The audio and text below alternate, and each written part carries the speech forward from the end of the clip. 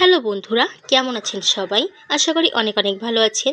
তো গল্পের বই পড়তে বা গল্প শুনতে কার কার ভালো লাগে? আমার তো খুবই ভালো লাগে। তো আমি মাঝে মাঝে কিন্তু গল্পের বই পড়ি। তো আজকে আপনাদের সাথে একটা গল্প পড়ে শোনাবো। গল্পটার নাম হচ্ছে শেয়াল ও দুষ্টু ছাগল। এক দেশে ছিল এক দুষ্টু ছাগল। সে কখনো রাখালের কথা শুনতো না। মাঠে চড়ে গিয়ে সে সব সময় দূরে ঘুরে চলে যেত। খাওয়া দাওয়ার চেয়ে দুষ্টুমির দিকে ওর মনটা বেশি ছিল।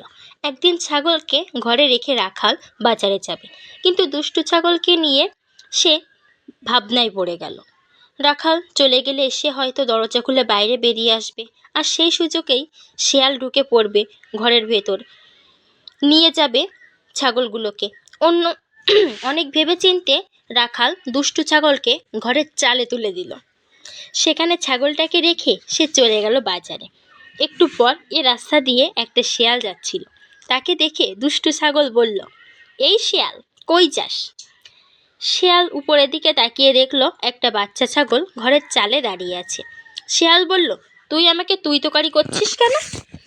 দুষ্টু ছাগল বলল, তুই একটা পাজি, তুই ছাগল খাওয়ার জম।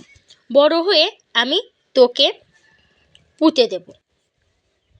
শেয়াল কিছুক্ষণ উপরের দিকে তাকিয়ে রইল, বলল, তোর কথা শুনে আমি আশ্চর্য হইনি, কারণ কথাগুলো তুই নিচে দাঁড়িয়ে বললে এতক্ষণে তোর ঘাড় মোটকে ফেলতাম। উপরে উঠে বলছিস বলেই বেঁচে গেলি। আমি ধরে নিচ্ছি কথাগুলো তুই বলিস না।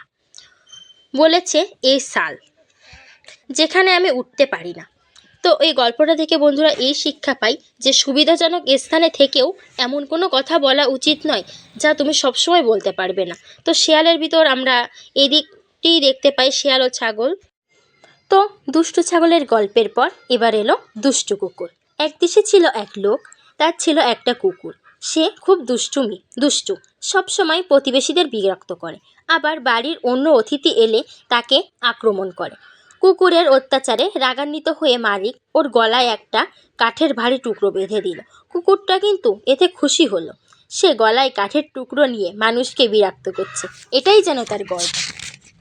একদিন এক পুরনো বন্ধুর সাথে তার দেখা। সে বলল, তোমাকে একটা ভালো বুদ্ধি দেই। তুমি যদি কাঠের টুকরো নিয়ে ঘুরে বেড়াও তাহলে তোমার শাস্তির কথা সবাই জেনে যাবে। অতএব বুদ্ধিমানের পরিচয় দাও। তুমি চুপচাপ লুকিয়ে থাকো, নইলে সবাই তোমাকে বাজে কুকুর বলবে। একদিন হয়তো মেরেও ফেলতে পারে। তো এই গল্প থেকে আমরা এই শিক্ষা পাই যে অপকর্ম করে কুখ্যাত হওয়া যায়, বিখ্যাত হওয়া যায় না। তো এই শিক্ষামূলক গল্প থেকে আমরা এটাই শিখতে পারি যে কখনো আমরা অপকর্ম করব না। অপকর্ম করে কুখ্যাত হওয়া যায়, কিন্তু বিখ্যাত কখনো হওয়া যায় না। বাবা।